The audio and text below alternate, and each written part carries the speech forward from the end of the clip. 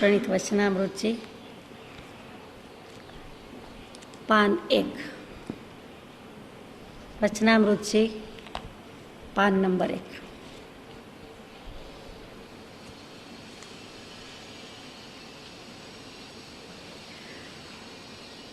વર્ષ 17માં પહેલાં, એટલે આજથી બરાબર 125 વર્ષ પહેલાં, 1.25 શતાબ્દી ઉજવતા હોઈએ તેવી રીતે 125 વર્ષ પહેલાં જે પરમ કૃપાળદેવે કલમ પકડીને લખ્યું છે, કૃપા કરી છે, પ્રકાશ્યું છે, પહેલું જ જે કંઈ લખ્યું અને એમાંથી આપણને જેટલું મળી શક્યું એ અપેક્ષાએ પહેલું તે આપણે શરૂઆત કરીએ છીએ.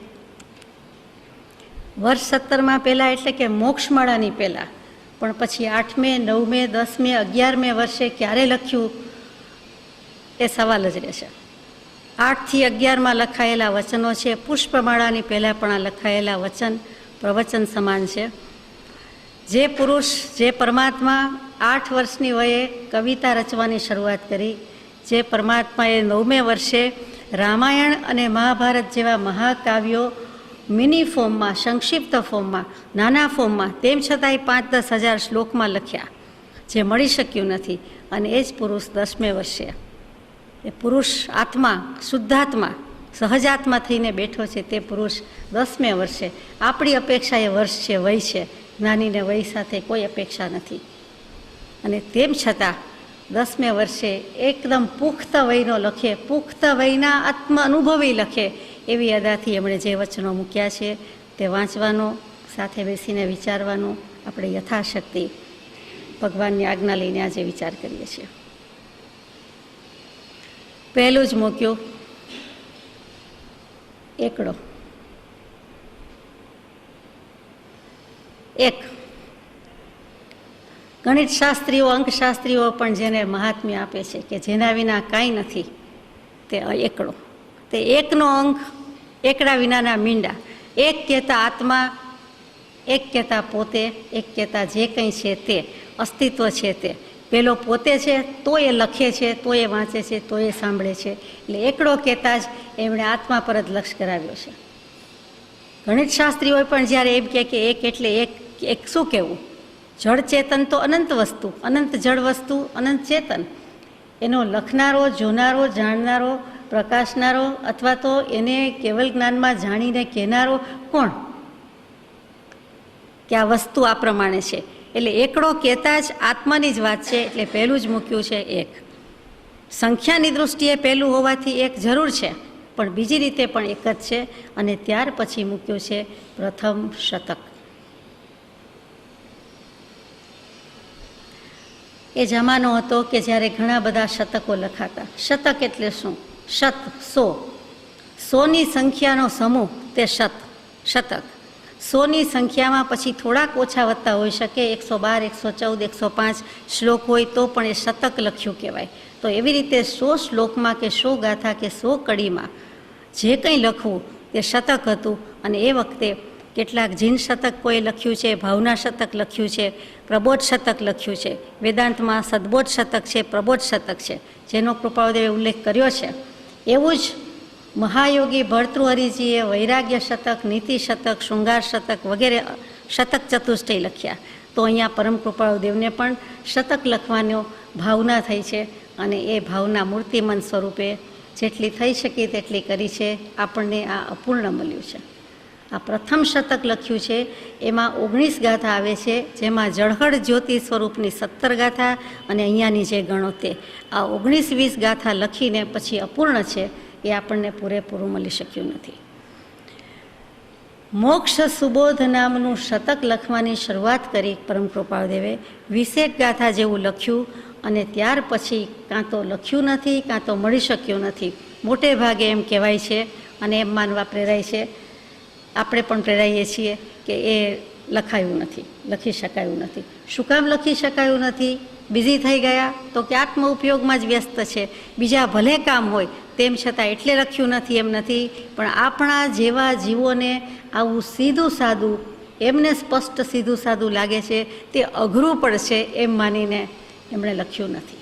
અને એ શતક અપૂર્ણ રહ્યું છે. આ વાત ભાગ્યે જ ક્યાંક વાંચવામાં આવે કે સાંભળવામાં આવે. તો પ્રથમ શતકમાં લખ્યું છે શાર્દુલ વિક્રીડિત છંદ. કેટલું વ્યવસ્થિત છે. એ ઉંમરમાં છંદ અલંકાર શાસ્ત્રનું જ્ઞાન ક્યાં લેવા ગયા? પણ એ પરમાત્મા હતા. 72 કળા, ધર્મની 16 કળાનો જાણકાર.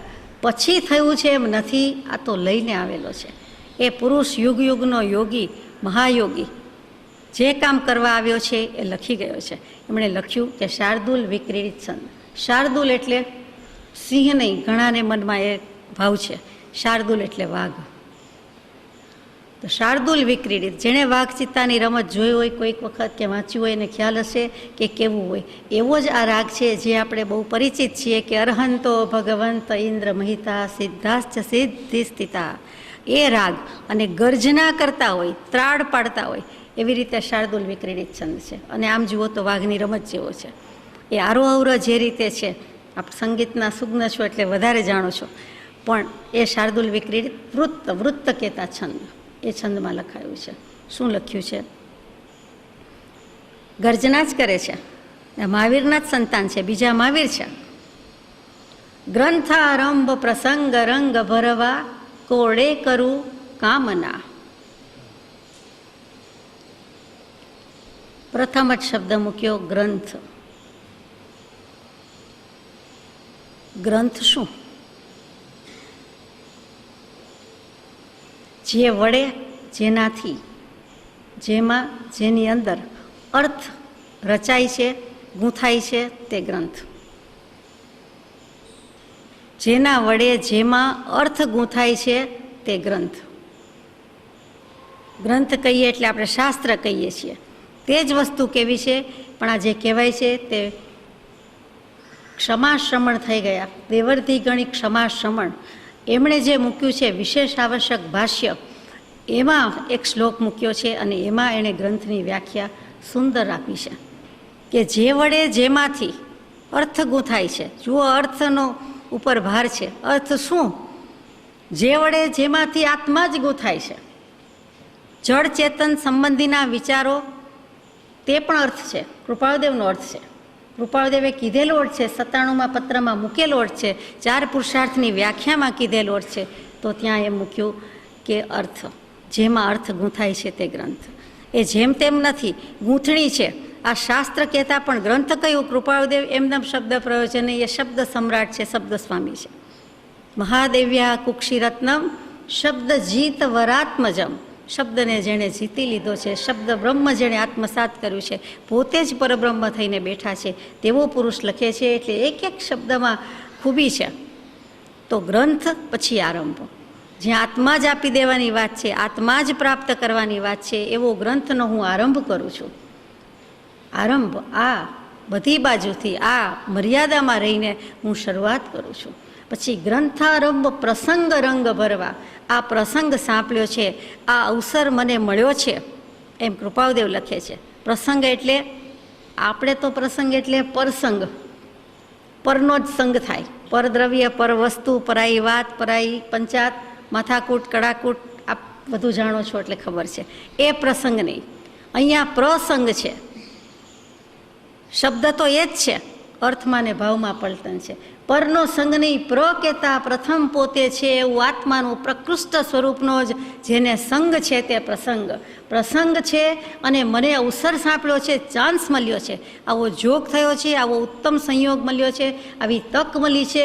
મહાવીર સ્વામી પાસેથી લઈને આવ્યો છું, એ મને આપી દેવાની તક મળી છે. આ ગ્રંથના આરંભનો પ્રસંગ છે અને એમાં રંગ ભરવા, એમાં ઉત્સાહ પૂરવા, એમાં રંગોળી કહીએ છીએ, એમાં જાત ભાતનું. રંગોળીમાં તો ચિત્ર વિચિત્ર લાગે છે, પણ અહીંયા જુદી જુદી રીતે નાના નાના પ્રકારનું, બધી જ બાજુથી, બધી જ અપેક્ષાથી, બધું જ લઈને છતાં મર્યાદાપૂર્વક મૂકવું છે તે પ્રસંગ. અને તેમાં રંગ ભરવો છે. તો રંગ શું? રંગ ભરવો એટલે શું? રંગોળી ઘરો છો, કરો છો તો જેમ સુશોભિત કલાત્મક લાગે છે, તેવી રીતે મનમોહક લાગે છે, તેમ અહીંયા રંગ ભરવો એટલે શું? તો આપણી ભાષામાં જમાવટ કરવા. કે પ્રભુ જમાવટ કરે છે, શરૂઆતથી જ જમાવટ કરે છે. ગ્રંથારંભ પ્રસંગ રંગ ભરવા, કોડે કરું કામના. મારે આ લખવું છે, મૂકવું છે, જે છે તે પાને ચડાવી દેવું છે, તેમાં હું કોડથી, ઉમેદથી, હોંશથી, ઉમંગથી હું આપી દઉં, હું મૂકી દઉં એવી ભાવના કરું છું, ભાવું છું, એવી ઈચ્છા કરું છું, ઈચ્છા રાખું છું, એવી શુભેચ્છા કરું છું. ત્યાં કામનાનો અર્થ પહેલી લીટીમાં અર્થ મૂક્યો છે તે કામના એટલે ઈચ્છા, ભાવના, શુભેચ્છા. શુભેચ્છા એટલે આત્મજ્ઞાન પામવાના 7 સ્ટેજીસ, 7 પગલામાં પહેલું સ્ટેજ શુભેચ્છા. આપણે તો શુભેચ્છા આપીને લઈને મોટા થયા. ગમે તેને ગમે ત્યારે શુભેચ્છા પાઠવતા હોઈએ અને ગમે ત્યારે ગમે તે પણ આપણને શુભેચ્છા પાઠવતા હોઈએ. એ જ શુભેચ્છા છે કે શુભની ઈચ્છા, તારું કલ્યાણ જો, તારું મંગળ જો, તારું શુભ જો. સમ્યક દર્શન જેવો કોઈ લાભ નથી અને મોક્ષ જેવું કોઈ શુભ નથી. એટલે આ લાભ અને શુભના અર્થ તો કે ત્યાં કહ્યું કે કોડે કરું કામના. હું કોડથી, કોડ શબ્દ લખે, કૃપાળુદેવ જેવા લખે કે હું કોડ સેવું છું, આ ભાવના સેવું છું, શુભેચ્છા ધરાવું છું. પછી કહે છે કે બોધું ધર્મદ મર્મ ભર્મ હરવા છે અન્યથા કામના. બોધું, બોધ શું? બોધું શું કહેવાય? ધર્મની વાતમાં બોધ શું? તો કે શ્રુત ધર્મ છે એ શ્રુતનો ધર્મ કે શ્રુતનો સ્વભાવ તે ધર્મ. ધર્મ એટલે સ્વભાવ, સ્વભાવ એટલે ધર્મ. તો શ્રુતનો ધર્મ અથવા શ્રુતનો સ્વભાવ તે બોધ. આપણે જ્યારે એમ કહીએ બોધિ સમાધિ, તે સમ્યક દર્શન, બોધિ અને સમાધિ, અંતિમ સમયે સમ્યક દર્શન સાથે જ પ્રાણ ત્યાગ થાય, દેહ ત્યાગ થાય, એ સમાધિ કહીએ છીએ. આત્માની સ્વસ્થતા, સમ્યક દર્શન સહિતની આત્માની અવસ્થા, આત્માની સ્થિરતા, તે બોધિ સમાધિ. એવા બોધિ સમાધિ નિધિ પરમ કૃપાળુદેવ, બોધિ સિદ્ધિ ભાવદયા સાગર, પરમ કુપકારી પરમ પૂજ્ય પ્રભુશ્રીજી અને પરમ પૂજ્ય બ્રહ્મચારીજી. તો એ બોધું.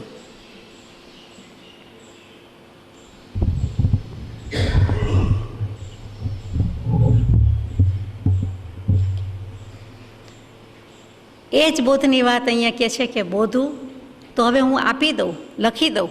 શું કામ લખી દેવું છે? તો કે 305 નંબરનો પત્ર, 309, 313, 315માં બધું લખાવ્યું છે કે કેવું મૂક્યું? તો કે કલ્લોલવાસી કુંવરજીભાઈના પત્રમાં તો લખી દીધું કે નિરંતર જેને અભેદ ધ્યાન વર્તે છે એવા શ્રી બોધ પુરુષના યથાયોગ્ય વાંચશો. કડી કલ્લોલના કલ્યાણજીભાઈ, કુંવરજીભાઈ અને પત્રાંક 371 એમાં લખે છે કે નિરંતર જેને અભેદ ધ્યાન વર્તે છે એવા શ્રી બોધ પુરુષના, એટલે કે પરમ કૃપાળુદેવ પોતે, એના યથાયોગ્ય વાંચશો. લિખિત અંગમાં પણ કેવું મૂકે છે? તો કે 309 નંબરના પત્રમાં યથાર્થ બોધ સ્વરૂપના યથાર્થ. કેવું પડે? કૃપાળુદેવ એટલે કૃપાળુદેવ. યથાર્થ બોધ સ્વરૂપના યથાર્થ. ત્યાં અર્થ પણ શું?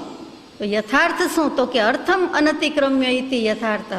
અર્થને, આત્માને ઉલ્લંઘ્યા વિના, ઓળંગ્યા વિના જે વાત કહેવાય છે, લખાય છે, બોલાય છે, અહીંયા મૂકી છે, લખી છે, પ્રકાશી છે, તે બોધું. તો કે યથાર્થ બોધ સ્વરૂપના યથાર્થ. વળી અર્થનો અર્થ કર્યો છે કે જળ ચૈતન્ય સંબંધના વિચાર, તે અર્થ કે આ યથાર્થ થઈને લખે છે, આત્મા આત્મા થઈને બેઠો છે, આત્માનું અસલિયત જાણી લીધું છે, અસલી સ્વરૂપ ઓળખી લીધું છે. પછી યથાર્થ બોધ સ્વરૂપના યથાર્થ છે એ જેમ છે તેમ લખે છે, જેમ દશા છે તેમ છે, આત્માને જે સ્થિતિમાં છે તે સ્થિતિમાં રાખીને સ્થિરતાપૂર્વક, સમાધિપૂર્વક, સ્વસ્થતાપૂર્વક લખે છે. તે યથાર્થ બોધ સ્વરૂપના યથાર્થ. વાહ ભગવાન વાહ, કોઈ જવાબ નથી. નિરૂપમ, નિરુત્તર, અનુત્તર, લાલ જવાબ છે. એ યથાર્થ બોધ સ્વરૂપના યથાર્થનો અર્થ શું કરવો? ત્યાર પછી 315માં પત્રમાં શ્રી બોધ સ્વરૂપના યથાયોગ્ય. આવું લિખિતંગ કરે છે, કરી શકે છે. શું લખે? એકમાત્ર સંબોધન અને લિખિતંગનો અભ્યાસ કરીએ તોય આપણું કલ્યાણ થઈ જાય. કહો આપણા ભગવાનની શું દશા છે. ભગવાન કહીએ પછી દશા બોલવું ગમતું નથી, પણ બીજું આવડતું નથી એટલે બોલાઈ જાય છે. બીજા કોઈ શબ્દો જડતા નથી એટલે કહેવાઈ જાય છે. એ જ પુરુષ સૌભાગભાઈ જેવાને લખે છે 313માં કે પૂર્ણ વિતરાગ જેવો બોધ તે અમને સહેજે સાંભળી આવે છે. પૂર્ણ વિતરાગ જેવો બોધ તે પરમ કૃપાળુ પ્રગટ પરમાત્મા શ્રી મહાવીર સ્વામી તે વખતે સાક્ષાત જેણે ઝીલ્યો છે બોધ અમને સહેજે સાંભળી આવે છે. અને એવા સખા, એવા બ્રહ્મનિષ્ઠ, એવા સત્પુરુષ જેને વિશેષણ આપે છે એવા પરમ પૂજ્ય શ્રી સૌભાગભાઈને લખાયેલો પત્ર છે. તેમ છતાંય ઠપકો છે, ચીમકી છે કે માટે જ તમને કહીએ છીએ, તમને અને ડુંગરસિંહભાઈ ગોસડિયાને કહ્યું છે કે તમે પદાર્થને સમજો. આ શું ભૌતિક રિદ્ધિ સિદ્ધિ લબ્ધિની વાતો કરો છો? આ મહારાજ આમ કરે છે ને આ ચમત્કાર આમ કરે છે ને આ યોગી આવા થઈ ગયા ને ન્યૂઝપેપરમાં આજે આમ હતું ને ટીવી પર આમ હતું ને તે વખતે ટીવી પર નહીં આવતું હોય.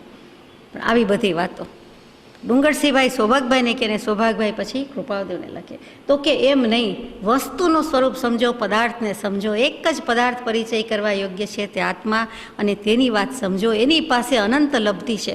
અનંત લબ્ધિ નિધાન શ્રી ગૌતમ સ્વામીને નમસ્કાર કરીએ છીએ. અને આપણે રિદ્ધિ સિદ્ધિમાં, સ્થૂળ રિદ્ધિ સિદ્ધિમાં એવી કોઈ લબ્ધિ રિદ્ધિની વાતમાં પડી જઈએ એ તો બને જ નહીં. તો બોધ સ્વરૂપ એવા ભગવાન પછી થયા એમ કહેવું નથી. વિક્રમ સંવત 1948ના આ બધા પત્રોમાં બોધ સ્વરૂપ થયા એમ નથી. આ 11મા વર્ષે 10મે વર્ષે, અને એ પણ થોડુંક અનુમાન છે, 8-9 પણ હોઈ શકે, ત્યારે આ પુરુષ લખી જાય છે. કેમ કે 900 ભવના જાતિ સ્મરણ જ્ઞાનનું તો ભાથું મોટું છે, ટિફિન તો ભરેલું છે, ખોયલું નથી, વગર ખોયલે આટલું છે. તો એ 900 ભવ જેમને મતિ સ્મૃતિ જ્ઞાનમાં જણાઈ ગયા છે 7 વર્ષની વયે અને થોડું પછી, અને ત્યાર પછી આ લખાયું છે. એટલે જેમ તેમ નથી. એટલે એ પુરુષ હિંમત કરી શકે છે. બીજો મહાવીર છે, અને મહાવીરના સંતાનને મહાવીર તરીકે આપી જવા માટે સાહસ ખેડે છે કે બોધું, કેમ કે પોતાની પાસે છે. શું બોધું? ધર્મદ મર્મ ભર્મ હરવા. હું ધર્મને આપી જનારો, ધર્મના મર્મને આપી જનારો, હું રહસ્ય પ્રગટ કરી દેનારો બોધ આપવા માગું છું. એ બોધ આપું છું. બોધું ધર્મદ. ધર્મદ શું? ધર્મને આપનારો. જે બોધ ધર્મને જ લાવીને રહે છે, જે ધર્મ આપતા એનું રહસ્ય આપી દેવાય છે, એ ધર્મદ મર્મ. ધર્મનું મર્મ તો ઘણી જગ્યાએ મૂક્યું હશે, પણ ઉડીને આંખે વળગે એવું. છૂટે દેહાધ્યાસ તો નહીં કરતા તું કર્મ, નહીં ભોગતા તું તેહનો, એ જ ધર્મનો મર્મ. એ જ ધર્મથી મોક્ષ છે.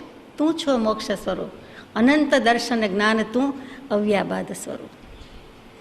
ત્યાં મોક્ષની વાત મૂકી દે છે. 8-10 વર્ષનું બાળ પરમાત્મા, બધા કે બાળ યોગી, બાળ શ્રી કૃષ્ણ, અમારે બાળરાજ મૂકી દે છે, સ્વરૂપ બતાવી દે છે. 3 લોકનું સ્વરૂપ મૂકી દીધું છે, મોક્ષનું સ્વરૂપ મૂકી દીધું છે. તો કે બોધું ધર્મદ મર્મ, એવો મર્મ હું આપી દઉં છું. શું કામ આપું છું? શું જરૂર છે? આપણે ક્યાં કહીએ છીએ કે આપો?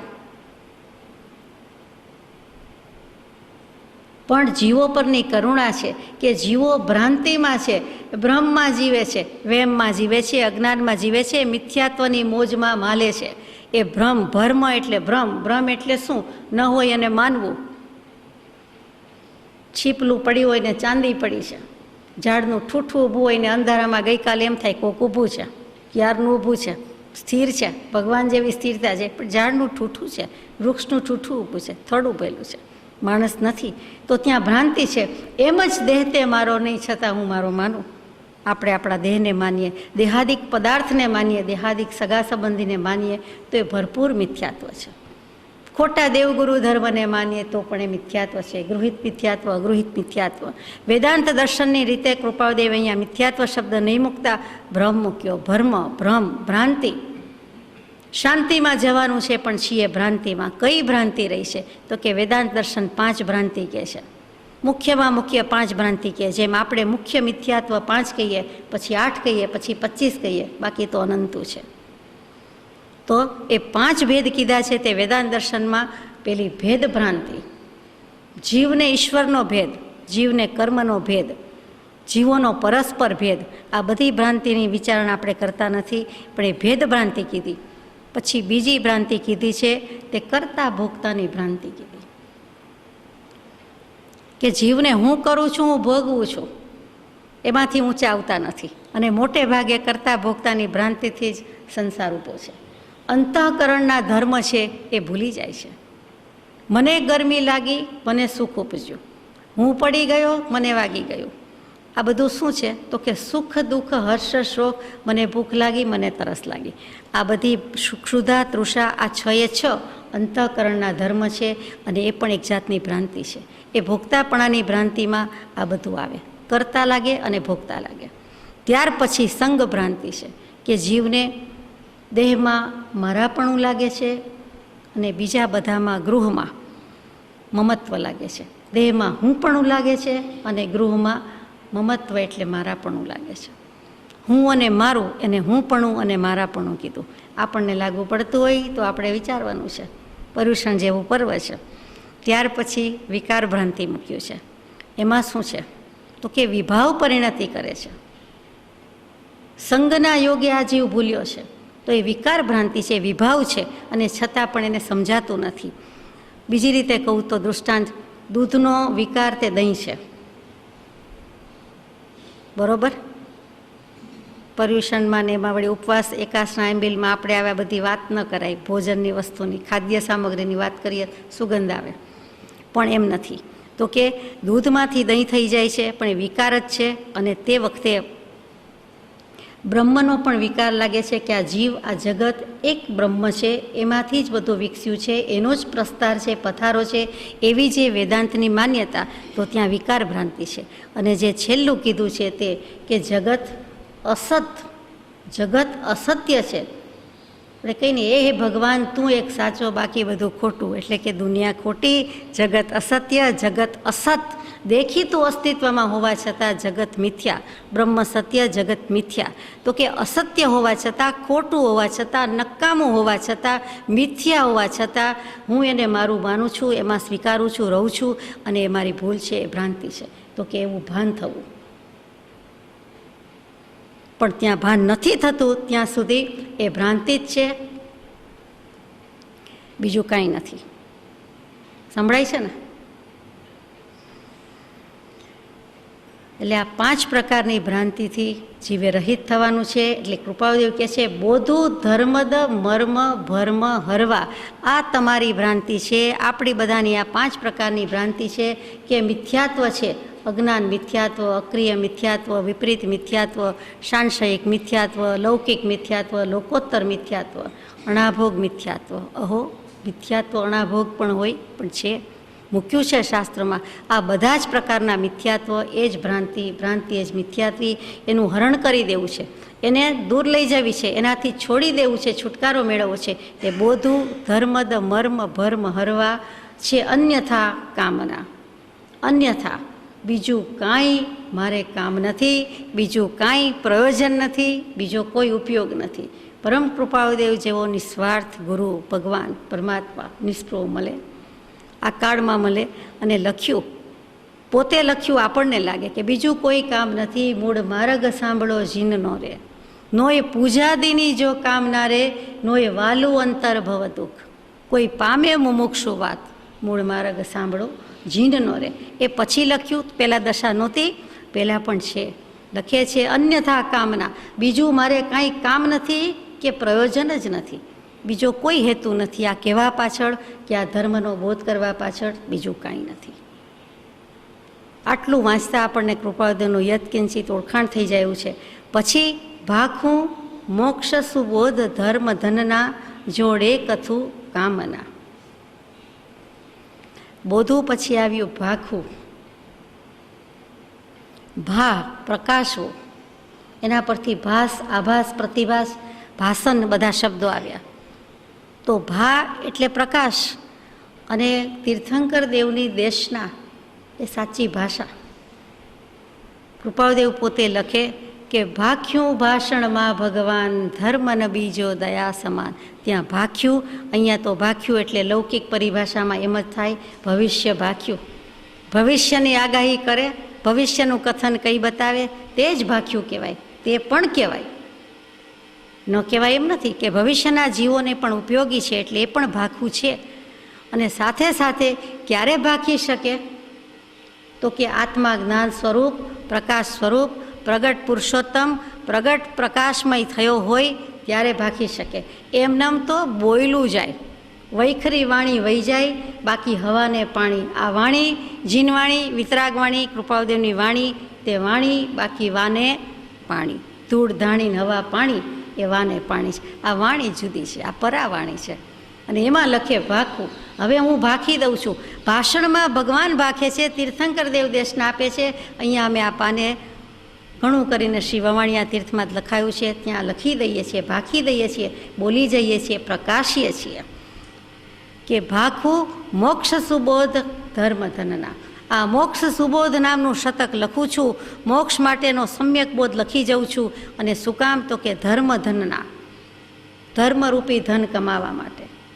જુઓ, આ 4 કડીમાં કૃપાળુદેવે 4 પુરુષાર્થ લઈ લીધા છે. ધર્મ, અર્થ, કામ અને મોક્ષ. આ પુરુષાર્થ ચતુષ્ટય જે 97, 98, 100, 101 નંબરના પત્રમાં મૂક્યા છે, એ તો પછી થોડો વખત, થોડા વર્ષો વહી ગયા પછી અહીંયા જ મૂકી દીધેલા છે કે આ મોક્ષ પુરુષાર્થની વાત કરું છું. અને એમાં ધર્મ ધનની વાત મૂકી એટલે મોક્ષ પુરુષાર્થ, ધર્મ પુરુષાર્થ.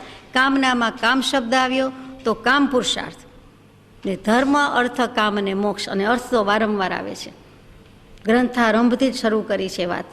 તો અહીંયા અર્થ પ્રાપ્તિ માટે, આ મોક્ષના પુરુષાર્થ માટે આ બધું ભાખી જાઉં છું. મોક્ષ સુબોધ નામનો શતક લખું છું. પ્રેરો જોડે કથું કામના. એમાં કામને પુરુષાર્થને લીધો છે કે એમાં મને આ કામની વાત છે, આ ઉપયોગી વાત છે, આ ઉપયોગી લખું છું. તો એમાં મારો ઉપયોગ જોડાય છે. તો કામ છે, આ કામ એક આત્માર્થનો, બીજો નહીં મનરોગ. એમાં પણ જે પુરુષાર્થ કરવો પડે છે, મહેનત મૂકવી પડે છે, એફર્ટ્સ મૂકવા પડે છે. પોતે સહજ સ્વભાવી છે, પણ પેન અને કલમ લઈને તો બેસવું પડે છે. પાન લીટી પૂરી થાય એટલે હાથને ડાબી બાજુ આવવું પડે છે, અને એમાં અઘરું પડે. આંખની પાંપણ પાસે રેતી ઉપડાવવા જેવું કામ એ પુરુષને લાગે. તો એ વખતે આવું લખે છે. એટલી કૃપા કરી છે, એટલી કરુણા કરી છે. તો ત્યાં કહ્યું કે આટલો વીર્ય, આટલો પુરુષાર્થ, આટલી વીરતા કે આટલું જે કંઈ મહેનત મૂકીએ છીએ, ઉદ્યમ કરીએ છીએ, માટે જોડે કથું કામના. આ કામ પુરુષાર્થની વાત કરું છું. કામ પુરુષાર્થની વાત જ્યારે લઈએ ત્યારે કૃપાદેવે કીધેલો અર્થ છે, શાસ્ત્રજ્ઞ પુરુષોએ કીધેલો અર્થ છે કે કામ એટલે માત્ર કામના, ઈચ્છા, વાસના એમ નહીં, 5 ઇન્દ્રિયના વિષયો એમ નહીં, પણ કામ કહેતા ચિત્ત નિરોધને પણ કામ પુરુષાર્થ કીધો છે. કે ઈચ્છા તો કર્યા કરે, એ કામના છે, પણ ચિત્તનો નિરોધ, મનનો નિરોધ, મનનો નિગ્રહ, કે મનનું તેના પર અંકુશ કે નિયમન, તો તે પણ કામ છે. એ કહે છે કે હે પ્રભુ, હે કૃપાળુદેવ, પોતે લખે છે એટલે હે પ્રભુ, કે આ હું મોક્ષ સુબોધ તો લખું છું, પણ એમાં જોડે કથું કામના.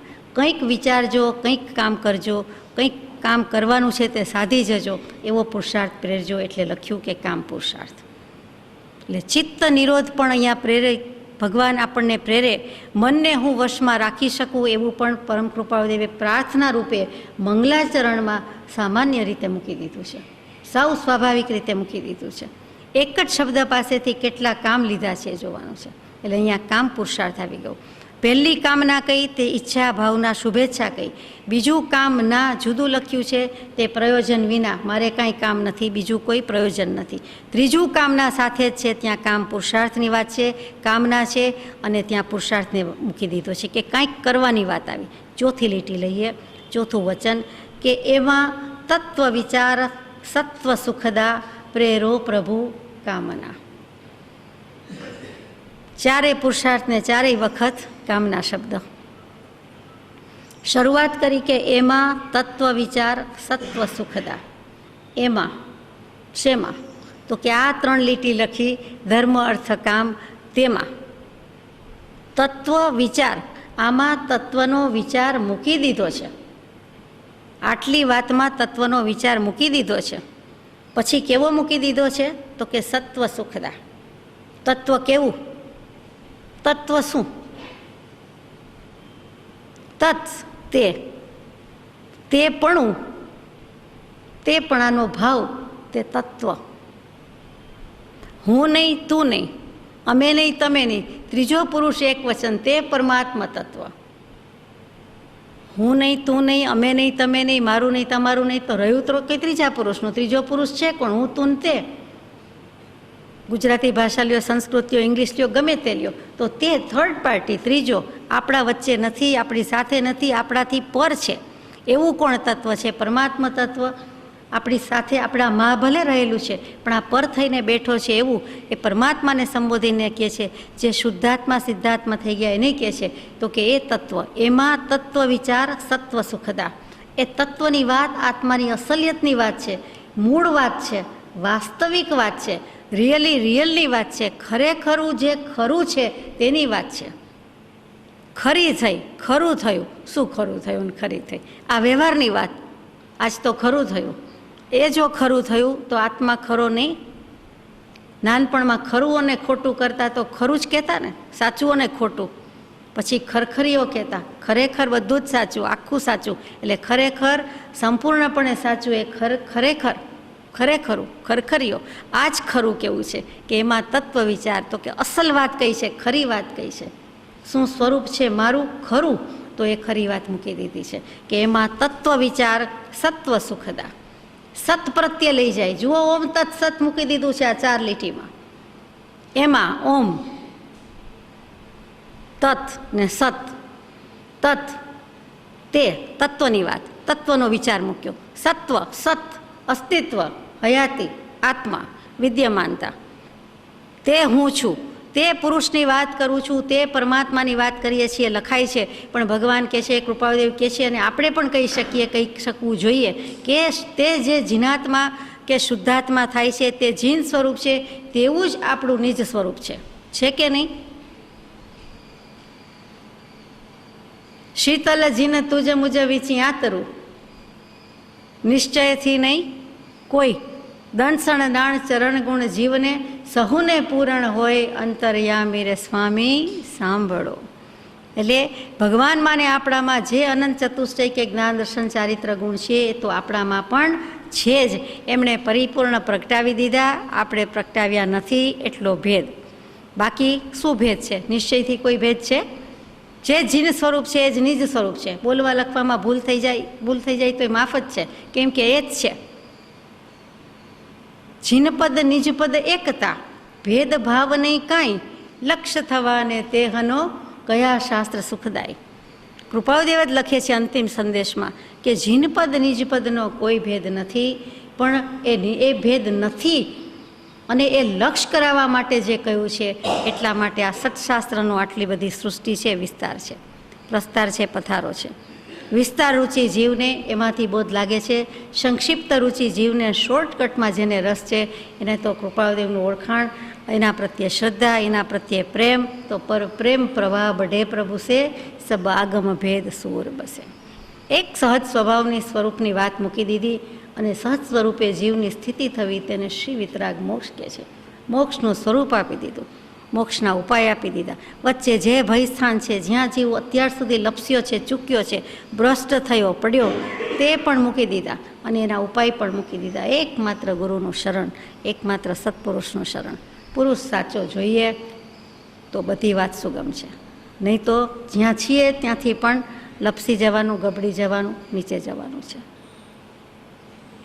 તો ઓમ તત્સત શું છે? ઓમ શું? તો કે સહજાત્મ સ્વરૂપ, પંચપરમેષ્ઠી. પંચપરમેષ્ઠી, ઓમમાં પંચપરમેષ્ઠી આવી જાય, આપ જાણો છો. તો એ પંચપરમેષ્ઠી શું કામ છે? તો કે એમણે સહજ સ્વરૂપની પ્રાપ્તિ કરી છે, કેટલાકે પરિપૂર્ણ કરી છે, કેટલાકે થોડી કરી છે. તો કે ઓમ એ જ પંચપરમેષ્ઠી, એ જ સહજ સ્વરૂપને પ્રાપ્ત છે વાતમાં, અને તે તત્ સત તે સાચું છે, તે સહજ સ્વરૂપ સત્ય છે, તે સહજ સ્વરૂપી સત્ય છે, તે પંચપરમેષ્ઠી સાચા છે, સત્ય છે. તે ઓમ તત્સત વેદાંતને ગમે, વિતરાગના અનુયાયીઓને પણ ગમે, બંનેને વાલું, બંને વચ્ચે કોમન છે, બંને વચ્ચે કોઈ ભેદ નથી. તે ઓમ તત્સતની વાત મૂકી. એમાં તત્વ વિચાર સત્વ સુખદા, એમાં સાત્વિક વાત રહેલી છે, એમાં સત જ રહેલું છે. એટલે સામા જીવને આપણને પણ સત પ્રત્યે જ લઈ જાય, દોરી જાય. સત બીજું કાંઈ નથી. ગમે તે કહો, અનંત નામો એ કહેવાયું છે, તે સત જ છે, તે આત્મા જ છે. 6 પદની વાતમાં અહીંયા આત્મા છે, આત્માનું અસ્તિત્વ છે, એ પહેલું પદ મૂકી દીધું. એમાં તત્વ વિચાર સત્વ સુખદા. સુખદા શું? સુખને આપનારા છે, એકમાત્ર કામના છે કે આ હું ધર્મનો મર્મ આપીને જાઉં, રહસ્ય પ્રાપ્ત કરાવીને જાઉં કૃપાળુદેવનો. અને ધર્મ શેમાં મૂક્યો છે? બધે મૂક્યો છે, પાને પાને મૂક્યો છે. પણ આત્મસિદ્ધિજી શાસ્ત્રની ગાથામાં આપણે જોયું એ જ મર્મ રહસ્યની વાત આગળ આવે છે કે સુખદા, આ સુખ આપીને જાઓ. એમાં સુખ રહેલું છે, એ સુખનો દેનારો છે. સુખદા અપ્સરા, સ્વર્ગની અપ્સરા, સ્વર્ગનું સુખ વાલું લાગે છે તો આ મોક્ષની સુંદરી આપીને જઈએ છીએ.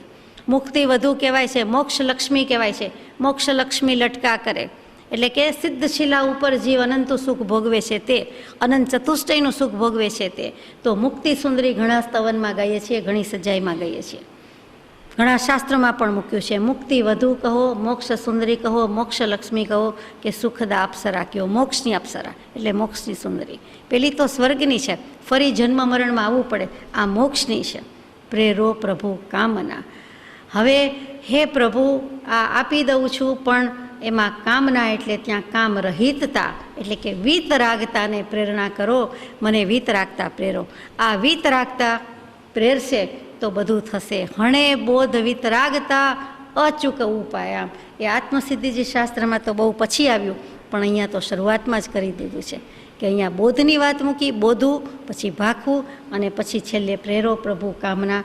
ચોથા ચરણમાં કામના એટલે વિતરાગતા હોય એમ સમજાય છે. કામ રહિતતા, તે કામ રહિતતા કહેતા, ઈચ્છા રહિતતા કહેતા. શું થયું? પાંચ ઇન્દ્રિયના વિષયની ઈચ્છા નહીં, રાગ નહીં, દ્વેષ નહીં, ક્લેશ નહીં. ક્લેશના કારણ પણ જેણે નિર્મૂળ કર્યા છે. તો પછી રહ્યું શું? વિતરાગતા. એટલે અહીંયા ચારે ચાર રીતે આપણને કામના સમજાય છે, સમજવાનો પુરુષાર્થ કરીએ છીએ. ચારે ચાર પુરુષાર્થ મૂકી દીધા છે, ધર્મનો મર્મ મૂકી દીધો છે, તત્વનો વિચાર મૂકી દીધો છે. વળી મોક્ષમાળા લખી એમાં 22મો પાઠ કામદેવ શ્રાવકનો, પૃષ્ઠ નંબર 73, અને એમાં નીચેનો પેરેગ્રાફ, એમાં કામદેવ શ્રાવકના દૃષ્ટાંતથી મૂકી દીધું કે એમાંથી તત્વ વિચાર એ લેવાનો છે કે નિર્ગ્રંથ પ્રવચનમાં પ્રવેશ કરીને દૃઢ રહેવું. આ શું કામ લેવાય છે? તો કે અહીંયા પરમ કૃપાળુદેવ લખે છે એમાં તત્વ વિચાર, અહીંયા લખે છે કામદેવ શ્રાવકના પાઠમાં, એમાંથી તત્વ વિચાર એ લેવાનો છે કે નિર્ગ્રંથ પ્રવચનમાં પ્રવેશ કરીને દૃઢ રહેવું અને કાયોત્સર્ગ ઇત્યાદિમાં દૃઢતાથી નિર્દોષપણે કરવા. વિતરાગતા સુધી લઈ જવાના છે. એટલે ત્યાં પણ કામના શબ્દ એટલે આપણને કામદેવ શ્રાવકનું દૃષ્ટાંત યાદ આવે જ આવે. અને એ જ પાઠમાં આ જ શબ્દ પ્રયોગ છે. શબ્દ પાસેથી કેવું કામ લીધું છે? ગમે તે વચન વાંચો, ગમે ત્યાંથી વાંચો, તાળો મળે જ મળે. આ કૃપાળુદેવના વચનામૃતજીનો અતિશય છે.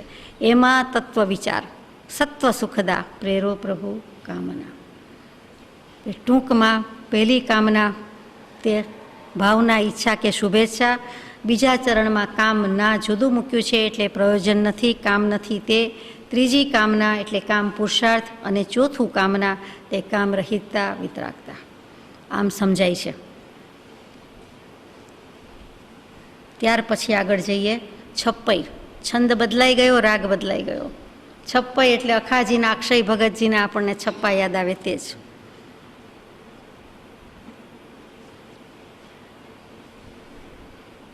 નાભિનંદનનાથ વિશ્વવંદન વિજ્ઞાની, ભવબંધનના ફંત કરણ ખંડન સુખદાની, ગ્રંથ પંથ આદ્યંત ખંત પ્રેરક ભગવંતા, અખંડિત અરિહંત તંતહારક ભગવંતા અને જયવંતા.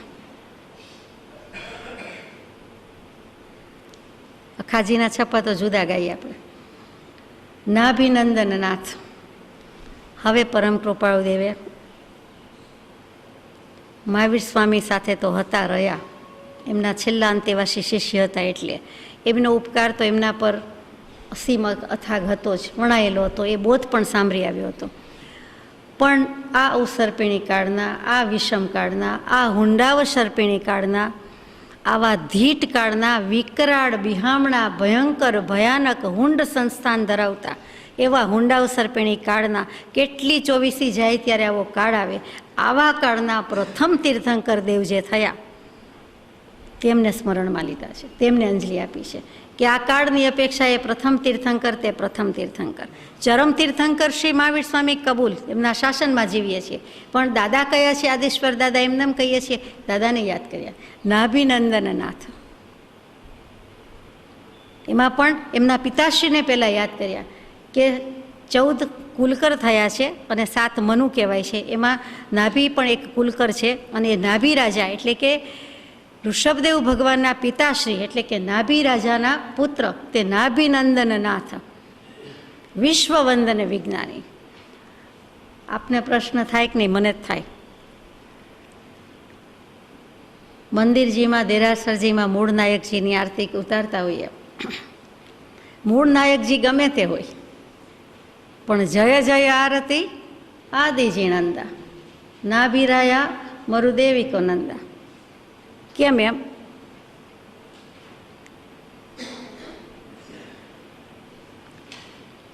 જે હશે તે પછી કહેવાના છો, પછી કહેશું. થોડુંક કહેજો, કંઈક સમજવા મળે. એટલે પ્રથમ તીર્થંકર દેવ હોવાથી એમનો ઉપકાર સ્મરતા હશે કે ગમે તેમ, એટલા માટે ત્યાં પણ એમ, અહીંયા પણ કૃપાળુ દેવે નાભિનંદન નાથ કર્યું છે. એટલે આપણે પણ વિચારીએ છીએ કે ઋષભદેવ ભગવાન એ નાભી રાજાના પુત્ર કેવા છે? તો કે વિશ્વવંદન વિજ્ઞાની. વિજ્ઞાની થયા છે, વિશેષ જ્ઞાની થયા છે, કેવલ જ્ઞાની થયા છે, વિતરાગતા પ્રગટી ગઈ છે, પરિપૂર્ણ જ્ઞાની થયા છે. જ્ઞાન ચડે કે વિજ્ઞાન ચડે? સામાન્યપણે વિજ્ઞાન ચડે. લૌકિક ભાષામાં જ્ઞાન કરતાં વિજ્ઞાન ચડે એમ આપણે કહેતા હોઈએ છીએ, એક સાયન્સ કહીએ છીએ. પણ ખરેખર વિતરાગના માર્ગમાં, જીનાગમમાં તો વિજ્ઞાન કરતાં જ્ઞાન ચડે. જ્ઞાનમાં વિજ્ઞાન સમાય છે, વિજ્ઞાનમાં જ્ઞાન સમાય કે ન પણ સમાય. ત્યાં જ્ઞાન કહેતા કેવલ જ્ઞાન કેવું છે? કેવલ જ્ઞાની કેવું છે? વિતરાગ વિજ્ઞાન કહીએ છીએ. વિતરાગ વિજ્ઞાન કહીએ છીએ ત્યારે કેવલ જ્ઞાન છે. એટલે ત્યાં બંને સરખા છે. કેમ કે વિતરાગ આગળ શબ્દ લાગ્યો. એકલું વિજ્ઞાન કહીએ ત્યારે એ વિજ્ઞાન કરતાં જ્ઞાન ચડે છે. વિતરાગ વિજ્ઞાન કહીએ ત્યારે વિતરાગ વિજ્ઞાન અને કેવલ જ્ઞાનમાં કોઈ ભેદ નથી, બંને એક જ છે. અહીંયા લખ્યું છે વિશ્વવંદન વિજ્ઞાની, એટલે કે કેવલ જ્ઞાની થઈ ગયા છે, વિશેષ જ્ઞાની થઈ ગયા છે, સ્પેશિયલ ખાસ પ્રકારના જ્ઞાની થઈ ગયા છે, જેને વિશ્વ પણ વંદન કરે છે. આખું વિશ્વ જેને વંદન કરે છે એવો જ્ઞાની પુરુષ. સમસ્ત વિશ્વ, અખિલ બ્રહ્માંડ, સારી સૃષ્ટિ, સકલ જગત કોને વંદન કરે છે? તો કે વિતરાગતાને વંદન કરે છે. નમસ્કાર વિતરાગતાને છે, નમસ્કાર કોઈ વ્યક્તિ વિશેષને નથી. તો કે વિશ્વવંદન વિજ્ઞાની એવા નાભી રાયાના રાજા, નાભી રાયાના પુત્ર તે ઋષભદેવ ભગવાનને વંદન કરીએ છીએ. વિશ્વનો નાથ થયો છે, ત્રિલોકના નાથની જય બોલીએ છીએ. શું કામ? કોણ છે ત્રિલોકનો નાથ?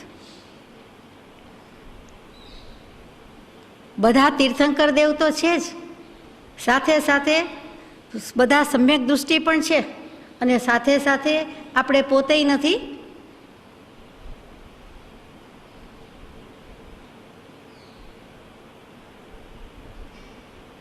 લોકપુરુષ સંસ્થાને કયો, એનો ભેદ તમે કંઈ લયો, એનું કારણ સમજ્યા કાંઈ કે સમજાવ્યાની ચતુરાઈ. તો જે કંઈ લોકપુરુષ છે, લોકનો આકાર જે કંઈ પુરુષાકારે રહેલો છે, એ જે લોક છે પિંડે તે બ્રહ્માંડે, ને બ્રહ્માંડે સો પિંડે એમ કહીએ છીએ, પિંડે સો બ્રહ્માંડે. જે કંઈ લોક પુરુષનો આકાર છે એ જ પુરુષાકાર હોવાથી એ જ આત્માનો જે આપણે કહીએ છીએ તે મનુષ્યની વાત કરીએ તો આકારે લોક રહેલો છે. અને એમાં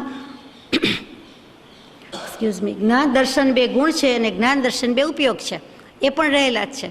તો એ રીતે આપણો આત્મા તો છીએ ને આપણે અત્યારે, આપણે આત્મા તો છીએ ને, તો જ સંભળાય છે, બોલાય છે ને છે. પરમાત્મા અંતરાત્માની વાત નથી, આત્મા તો છીએ. તો આત્મા છે તો એને જ્ઞાન દર્શન ગુણ છે, અનંત ચતુષ્ટય છે, એને જ્ઞાન દર્શન ઉપયોગ પણ છે. જે બે આંખ મૂકીએ છીએ, જૈન કળશ ત્યાં જુદો પડે છે, બે આંખ હોય છે જ્ઞાન દર્શનની, તો એ બંને જ્ઞાન દર્શન ગુણ છે, જ્ઞાન દર્શન નેત્ર છે. બીજા કળશ કરતાં જૈન કળશ થોડોક જુદો પડે, ચિત્રની વાત છે. કોઈ એવો બનાવડાવતા હોય કે નહીં ખબર નથી, દેરાસરજીમાં હોય કદાચ, તો ત્યાં બે આંખ છે, એ જ્ઞાન અને દર્શન તો ત્યાં મુકાય છે. એટલે કે જે પુરુષાકારે લોક રહેલો છે એ લોક પુરુષનો આકાર છે, લોકનો આકાર કહીએ છીએ, એવો જ આપણો આકાર રહેલો છે. તો ત્રિલોકનો નાથ પોતે છે, આત્મા ભગવાન છે એમ જ્યારે વાંચો છો, સાંભળો છો, તો આત્મા ભગવાન કઈ અપેક્ષાએ છે કે એમાં પરમાત્માપણું સન્નિહિત છે, રહેલું જ છે. કંઈ બહારથી પરમાત્મા આવતો નથી. પોતાના આત્મામાંથી જ બહિરાત્માપણું છૂટી જાય છે, અંતરાત્માપણું પ્રગટી જાય છે. જેવું બહિરાત્માપણું છૂટ્યું એવું અંતરાત્માપણું પ્રગટ્યું. એ પ્રગટ્યું એટલે એને પરમાત્મા પદની ઝાંખી થઈ, અને પરમાત્મા પદની ઝાંખી થઈ, પ્રકાશ થયો, એટલે પછી ઇવેન્ચ્યુઅલી એ ઈચ્છે કે નહીં ઈચ્છે પરમાત્મા થવાનું. એટલે એ રીતે આત્મામાં જ ત્રણેય આત્મા રહેલા છે. એક આત્મા શબ્દ કહેતા એમાં બહિરાત્માપણું, અંતરાત્માપણું અને પરમાત્માપણું ત્રણેય દશા રહેલી છે. પ્રગટાવવાની બાકી હોય. આપણી પાસે છે. આપણા ઘરે ઘણું બધો ધન, ધાન્ય, ધાતુ ભરેલી હોય, એટલે છે એનો તો સંતોષ, આનંદ છે ને. ઊંધું પણ હોય, સાચવવાની જવાબદારી એટલે. પણ છે એનો પણ ખબર છે, અસ્તિત્વ છે, ભાન છે. તો એ જેમ છે, ભલે ને બધું સાથે લઈને નથી આવ્યા. અત્યારે આપણા ઘરમાં જેટલી વસ્તુ છે, જેટલી સામગ્રી છે, જેટલી પ્રોપર્ટીઝ છે, બધું આપણે લઈને આવ્યા નથી, પણ આપણી પાસે છે. એમ ભગવાન કહે છે કે અત્યારે ભલે પરમાત્મા પદ ન હોય, પણ તમારી પાસે રહેલું છે, એટલું જ કહેવું છે. તો એ જ વસ્તુ અહીંયા છે કે આપણી પાસે છે, એટલે ત્રણ લોકના નાથ આપણે પણ કહેવાઈએ. કેમ કે પાંચ ઇન્દ્રિય, છઠ્ઠું મન, જેને વશ કરી શકે એવો આત્મા નિજ સ્વરૂપ પોતાની પાસે જ છે, બીજેથી લેવા જવાનું નથી. અને પોતે કરશે તો જ થશે. પ્રભુશ્રીજીના બોધમાં આવે કે કરશે તારો ભા, બીજો કોઈ કરશે? પોતે જ કરશે, અને પોતાની પાસે જ છે. દીધું દેવાતું નથી, લીધું લેવાતું નથી. અને ભાન કરાવે છે. માટે સદગુરુનો અનન્ય ઉપકાર છે કે અનન્ય શરણના આપનાર એવા શ્રી સદગુરુદેવને અત્યંત ભક્તિથી નમસ્કાર. એ ભાન કરાવ્યું. એટલે આત્માને પણ ત્રિલોક આત્મા, શુદ્ધ આત્મા છે. શુદ્ધાત્મા દ્રવ્ય ત્રિલોકનો નાથ નથી તો બીજું છે શું? આપણે આત્મા તો છીએ જ, અને આત્મા પવિત્ર છે. આત્મા પવિત્ર દ્રવ્ય છે, શુદ્ધ દ્રવ્ય છે. આપણે અશુભ ઉપયોગથી, એટલે કે શુભ અથવા અશુભ ઉપયોગથી એને ખળભળાવી, હલબલાવી નાખીએ છીએ. એટલે આપણે વાંકા, અજ્ઞાની. બાકી વાંક શું છે આપણો? બીજો કોઈ વાંક છે? બીજો કોઈ દોષ છે? કેવલ જ્ઞાની ભગવાન, કેવલ જ્ઞાની થાય છે ત્યારે એવું શું છે, એમણે એમાંથી શું કાઢી નાખ્યું કે કેવલી થયા? કંઈ વધારાના અંગ અવયવ ઉગતા નથી, તો કંઈ ઓછા થઈ જતા નથી, પણ શું કાઢી નાખ્યું? દેખી તો કંઈ ફરક છે? કૃપાદેવ આપણને મળ્યા હોય, મળે તો કેવલી પ્રભુ હોય, સિદ્ધાત્મા જેવા હોય, સિદ્ધાત્માની ઝાંખી થયા હોય, પણ દેખી તો શું ફરક છે? તો કે માણસ જેવા માણસ. એમ કૃપાદેવ પોતે લખે છે કે માણસ જેવા માણસ હોય છે, મનુષ્ય જેવા માણસ મનુષ્ય છે, પણ વિવેકી માનવ છે. વિવેકી શબ્દ આગળ લાગ્યો છે. જળ ચેતનનો વિવેક કરી નાખ્યો છે. ભેદ જ્ઞાન પ્રગટી ગયું છે. દેહાત્મા જુદા દેખાય છે, નોખા દેખાય છે, દનાટ થયા સ્પષ્ટ જુદા વાસે છે. બે ફાડ જુદી લાગે છે, સૌભાગભાઈ લખે. પણ વિનય કેવો કે આપ કહો તો માનો. ત્યાં પ્રત્યક્ષ પુરુષની બલિયારી કે અનુભવ થયો હોય, પૂછવા જવું ન પડે કોઈને, તેમ છતાં કહે છે કે આપ કહો તો માનું. મને તો આમ સમજાય છે, આમ લાગે છે, આમ ભાસે છે, આમ જણાય છે. આ પુરુષોનો વિનય કેવો છે! આ પરમાત્માનો વિનય પણ કેવો છે! પરમ કૃપાળુ પરમાત્માનો વિનય કેવો છે કે આવું પ્રથમ શતક લખે છે, મંગલાચરણ લખે છે, અને પોતે ઋષભદેવ ભગવાનને સ્મરે છે, સાથે સાથે પોતાના શુદ્ધાત્માની સ્મરણા છે, શુદ્ધાત્માની દશા છે, એને પણ નમસ્કાર કરે છે. તો ત્રિલોકના નાથની જય વખતે તીર્થંકર દેવ તો બધા આવી ગયા. 1, 2, 3 નામ બોલીએ, કેટલા બોલીએ? 24 બોલીએ તો પણ અનંતા તીર્થંકર થયા, અનંતી 24 થઈ. તો કોનું નામ લેવું ને કોનું નામ ન લેવું? અને તીર્થંકર દેવ સિવાયના પણ અનંતા જીવો મોક્ષમાં બિરાજે છે, સિદ્ધ થઈ ગયા છે. તો ત્રિલોકના નાથ બધા જ છો, એટલે ત્રિલોકના નાથ બધા અનંતા સિદ્ધાર્થમાં આવી ગયા, તીર્થંકર દેવ આવી ગયા, અનંતા મોક્ષે ગયેલા બધા આવી ગયા, અને અનંતા ભવિષ્યકાળના પણ આવી ગયા. આપણે કંઈ વર્તમાન એમ નથી બોલતા, ભૂત નથી બોલતા, માત્ર ત્રિલોકના નાથ કી જય બોલીએ છીએ. એટલે ભૂત, ભવિષ્ય અને વર્તમાનના ત્રિલોકના નાથની જે આવી ગઈ, આપણી જય પણ આવી ગઈ. કેમ કે શુદ્ધાત્મા આત્મા છીએ, આત્માની છે તો બધા દેકારા પડકારા છે, હુકારા પડકારા છે. ચૈતન્ય તત્વ છે તો ધામ ધૂમને ધમાલ છે, બાકી નથી. ચેતન રાજાની બલિહારી છે, માટે ત્રિલોકના નાથની બલિહારી, એની જય. કે રાગ દ્વેષનો જય કરશે કોણ? આત્મા જ કરશે. અને કેવી રીતે? 5 ઇન્દ્રિય અને છઠ્ઠું મનને વશ કરી શકવાની શક્તિ જેનામાં છે, એવો ત્રિલોકનો નાથ આત્મા જ છે. પાંચ ઇન્દ્રિય પ્રવર્તન કરે છે એ પણ આત્માની સત્તા વડે તે પ્રવર્તે જાણ. આત્મા છે, એનું અસ્તિત્વ છે, એ પ્રવર્તાવે છે તો પ્રવર્તે છે. જ્ઞાની પુરુષો પ્રવર્તાવે છતાં ન પ્રવર્તાવ્યા જેવું કરે છે. કેમ? ત્યાં ઉપયોગની બલિયારી છે. શુભાશુભમાં જતા નથી, ઉપયોગ શુદ્ધ રાખે છે, સંકલ્પ વિકલ્પ કરતા નથી, નિર્વિકલ્પ દશા મેન્ટેન કરે છે. આ બધી વાત છે. ભવબંધનના ફંદ કરણખંડન સુખદાની. ભવ અને બંધન, આપણને આ ભવ બંધન લાગે. કૃપાળુદેવને લખવું પડ્યું, કહેવું પડ્યું કે સંસારને બંધન માનવું. જાણે છે કે આપણે માનતા નથી. કોઈ પૂછે તો પણ આપણે સારું છે, સુખી છીએ, કૃપા છે, મજામાં છીએ, આનંદમાં છીએ, પરમેશ્વરની પૂરી કૃપા છે, સત્પુરુષની છત્રછાયા છે, દેવગુરુ ધર્મની કૃપા છે, દેવગુરુ પસાયે બધું હેમખેમ છીએ, સારું છે. દુઃખ તો લાગતું જ નથી. કોઈ એમ કહે દુઃખીમાં દુઃખી હોય તો પણ એમ કહે કે હું તો મરી ગયો, દુઃખી થઈ ગયો, દુઃખી છું. સેજ પૂછો વધારે કે સેજ વધારે મળવાનું થાય તો દુઃખની જ વાત હોય, પણ નહીં તો કોઈ કહેતું નથી. આપણને જો દુઃખ લાગે, ભવબંધનરૂપ લાગે તો એમાંથી છૂટવાનો પ્રયાસ કરીએ છીએ. ભવબંધનના ફંદ કરણખંડન સુખદાની. પાંડવોને લાક્ષાગૃહમાં જે લાગ્યું કે હવે બળવાનો વખત આવ્યો, હવે મુવા, હવે આ લાખનું ઘર છે, અજ્ઞાતવાસમાં છે, અને હવે આપણને દુર્યોધન સહિત કૌરવોએ આ લાક્ષાગૃહ બાળી નાખવાની પેરવી કરી છે, યોજના કરી છે, અને સળગ્યું. આ તો આવ્યું આપણી પાસે, જરાક અડે એટલી વાર છે.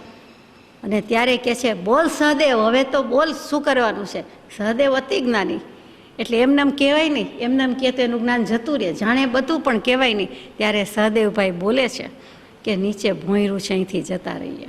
ઉપાય છે, મોક્ષ છે, છૂટકો છે, છુટકારો છે. આ બંધન થયું, આ સળગી મળશું. આપણને એવું આધિ વ્યાધિ ઉપાધિનો સળગતો તાપ, બળબડતો અગ્નિ લાગ્યો નથી. આ સંસાર માન્ય કર્યો છે, આ ભવ માન્ય કર્યો છે. કૃપાળુદેવ લખે છે આ ભવ અમને માન્ય નથી, આ ભવ પણ માન્ય નથી. બીજી વાત શું કરો છો? આ મોમેન્ટ પણ માન્ય કઈ રીતે છે? તો કે અમે એના ઉપર વિજય મેળવીએ, અમારો ઉપયોગ એમાં હોય, એ મોમેન્ટ પર મારી જીત, એ ક્ષણ પર મારી જીત, આત્માની મોર તો માન્ય છે, બાકી એ પણ માન્ય નથી, એ સ્વીકાર્ય નથી. અને આપણે એમ કહીએ કે પરમ કૃપાળુ દેવને કેટલા બાળકો હતા, કેટલા સંતાન હતા, એમ પૂછે કે અરે પરમાત્માને બાળકોને સંતાન, પરમાત્માની દશા ન સમજવા બરોબર છે. જે એનો વારસો લઈ શકે, જે એમની પાસેથી લેવાનું લઈ શકે, ઝીલવાનું ઝીલી લે, પકડ કરી લે, તે એમના બાળકો, તે એમના સંતાન, તે એમના વારસદારો, બાકી શું? તો ભવ બંધન, સંસાર બંધન લાગે. પછી પાંડવો જીવી ગયા, ભોંયરામાં જતા રહ્યા અને લાક્ષાગૃહ બળી ગયું. પણ તે વખતે, અણીના વખતે, કટોકટીના કાળે સહદેવભાઈને પૂછવામાં આવે છે અને જવાબ આપે છે. એ વિના બોલાય નહીં. અને અતિ જ્ઞાન એ જવાબ આપે છે અને એ પ્રમાણે વર્તે છે. ત્યારે નાનો ભાઈ છે, સૌથી નાનો ભાઈ, પણ આખો પરિવાર માને છે અને પાંચે પાંડવ તરી ગયા, જીવી ગયા. ભવબંધનના ફંદમાંથી, ફંદ શબ્દ તો આપ જાણો છો કે આ ફંદો ફાંસલો લાગવો જોઈએ તો ફેંસલો આવે. એવું લાગતું નથી આપણને, તો કાપી નાખીએ, તો કંઈક જતા રહીએ. એક માખી જરાક પુરાઈ જાય, ચકલી પુરાઈ જાય, મચ્છર પુરાઈ જાય, જંતુ નાનામાં નાનું અથવા પૂરી દેવામાં આવે, આપણે કરીએ જ નહીં, આ તો વાત છે, તો એને કેટલી ગડમથલ હોય, કેટલી ચંચળતા વધી જાય, કેટલો પુરુષાર્થ ઉદ્યમ ઉપડે કે ગમે તેમ કરીને ઉડું પડું, મરું, જીવું, ચાન્સ લઉં, પણ હું બહાર નીકળી જાઉં, હું છૂટું, હું ખુલ્લી હવામાં જાઉં, હું મુક્ત મને વિચરું, અહીંયા રહેવું નથી. કદાચ ખોરાક માટે આવી હોય તો પણ લીધું કે ભાગી જવું હોય, પુરાવું નથી. અને આપણને આવડા મોટા પાંચ ઇન્દ્રિય અને છઠ્ઠા મનના સ્વામી ધણી, છતાં મનુષ્યને એવું થતું નથી. આટલા ઉત્તમ નિમિત્ત મળ્યા પછી પણ કે સંસાર બંધન જ છે, આ ભવ પણ માન્ય નથી, આ બધા રોલ પણ માન્ય નથી, એ રોલ જ ભજવવાના છે, બાકી આત્મા જ છે. હું આત્મા, સામો પણ આત્મા. જ્યારે પણ સામાને પણ આત્મા સમજીને ડીલ કરીએ છીએ ત્યારે કોઈ પ્રોબ્લેમ થતા નથી, કોઈ આપણને આધિવ્યાધિ ઉપાધિ લાગતી નથી. પણ રોલ મૂકીએ છીએ પોતાનો કે બીજાનો, એટલે બધા ફંદ શરૂ થાય છે અને ફસાયેલા તો છીએ પણ છૂટવાની બદલે વધારે બંધાઈએ છીએ. તો ભવબંધનના ફંદ તોડી નાખ્યા છે અને કરણ ખંડન સુખદાની. આ એટલે કહેવું પડે છે કે કરણ અને ખંડન લખ્યું છે. કરણ મન વચન કાયાના યોગ, એનાથી જ કામ લેવાનું છે. શરીર છે તો મન વચન કાયાના યોગ છે, જન્મ મરણ છે તો શરીર છે, દેહ છે તો મન વચન કાયા છે. અને કરવું કરાવવું અનુમોદવું તો કે કરણ સાધન છે, પણ મન વચન કાયાના સાધન પ્રત્યેથી કામ લઈ લેવાનું છે. તો કે આવા ફંદમાંથી નીકળી જવું છે. ખંડન, એને ખંડન કરી નાખવું છે, ખાત્મો બોલાવી દેવો છે, ખતમ કરી દેવા છે. એટલે કે અયોગી કેવડીની પ્રાપ્તિ, પદની પ્રાપ્તિ કરવી છે. સહયોગી કેવલી પણ એમ વિચારે કે મારે મન વચન કાયાના યોગ જોઈતા નથી. પેલું તો સંસાર માન્ય નથી, એટલે સમ્યક દર્શનની પ્રાપ્તિ કરે છે. સમ્યક દર્શન થયા પછી કેવલ જ્ઞાન. સહયોગી જીન તો કહે છે હવે મને એ પણ માન્ય નથી, અને એ પણ જેમણે ઉડાવી દીધા, આ ફંદમાંથી નીકળી ગયા અને મન વચન કાયાના યોગ પણ વોસીરાવી દે છે, અયોગી કેવલી થાય છે. અને કરણ ખંડન સુખદાની. હવે શેમાં છે તો કે સુખદાની. ફૂલદાની એટલે ફૂલને રાખવાનું પાત્ર, વાસણ, કોઈક વસ્તુ. તો સુખદાની એટલે સુખને રહેવાનું ઠામ, પાત્ર, વાસણ, જગ્યા, આધાર. શું સુખ ક્યાં રહે છે?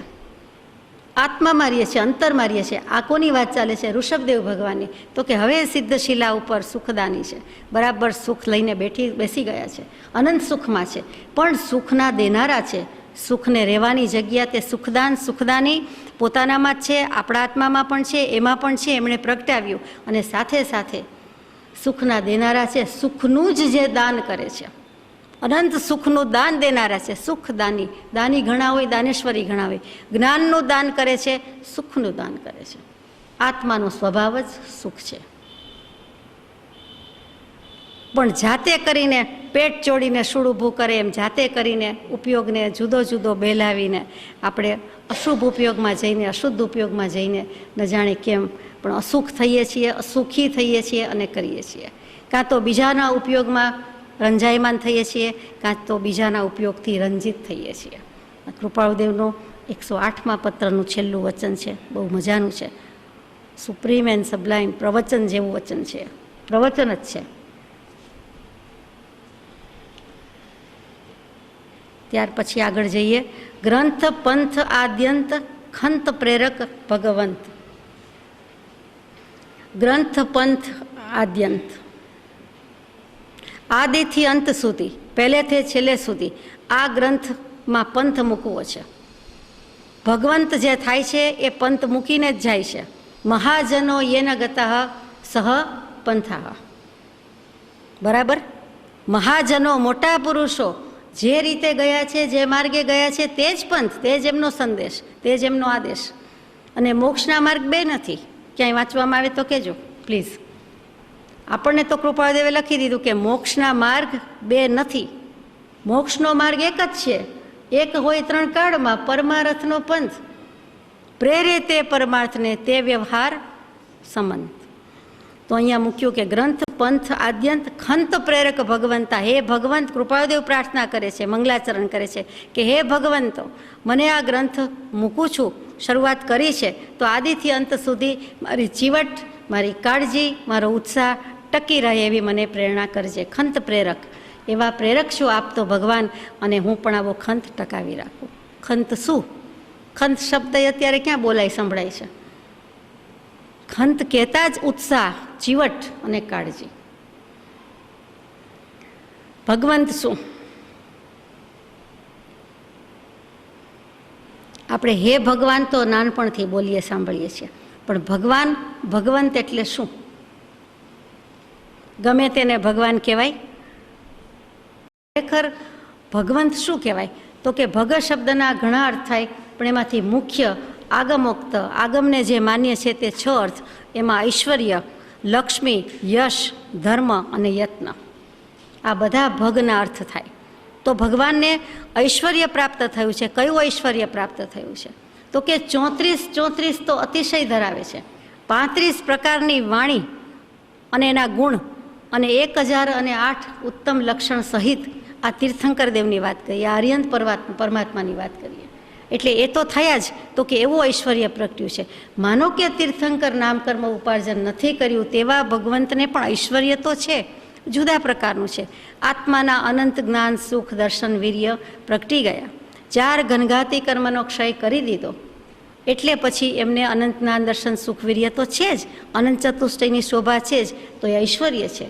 જ્ઞાની પુરુષોનું ઐશ્વર્ય, અનંત ઐશ્વર્ય, અનંત વીર્ય એ વાણીથી કહી શકાતું નથી. કૃપાળુદેવનો એક પત્ર છે. શું એવું કર્યું? તો કે દૃશ્યને અદૃશ્ય કર્યું, અદૃશ્યને દૃશ્ય કર્યું. એવા જ્ઞાની પુરુષોનું અનંત ઐશ્વર્ય, વીર્ય વાણીથી કહ્યું જતું નથી. એ તો દેખીતી વાત છે. કેવી રીતે આપણે કહી શકીએ? જ્ઞાની પુરુષની દશા જ્ઞાની પુરુષ જાણે છે. તે ભગવંતની વાત આપણે શું કરી શકીએ? તો કે ઐશ્વર્ય કહેતા આવા બધા અતિશય ધરાવે છે. પછી રૂપ આવે છે. કેવું રૂપ છે? તો કે તીર્થંકર દેવના એક પગના એક અંગૂઠાનું જે રૂપ છે એવું દેવલોકના સર્વ દેવો, ભુવનપતિ, વાણ્યંતર, જ્યોતિષી, વૈમાનિક સર્વ પ્રકારના દેવો સમ્યક દૃષ્ટિ કે મિથ્યા દૃષ્ટિ રૂપ વિકુરવી શકે છે. અને રૂપ વિકુરવીને એટલા બધા ઉત્તમમાં ઉત્તમ પૂતગલ ભેગા કરીને ગમે તેવું રૂપ બનાવે, નાનું મોટું બનાવે, તો પણ જીનેશ્વર ભગવાનના અંગૂઠા પાસે અંગારા જેવું અશોભનીય લાગે છે. એટલી તોલે એક અંગૂઠા પાસે પણ આવી શકતું નથી, નખ પાસે પણ આવી શકતું નથી. નાખી દેવા જેવી ચીજ, ફેંકી દેવાની વસ્તુ, તો પણ કહે છે અંગૂઠો કે ના નખ જેટલું તેજ પણ એની પાસે આવી શકતું નથી. એટલું દેદીપ્યમાન, એટલું કાંતિમાન એ ભગવાનનું રૂપ છે.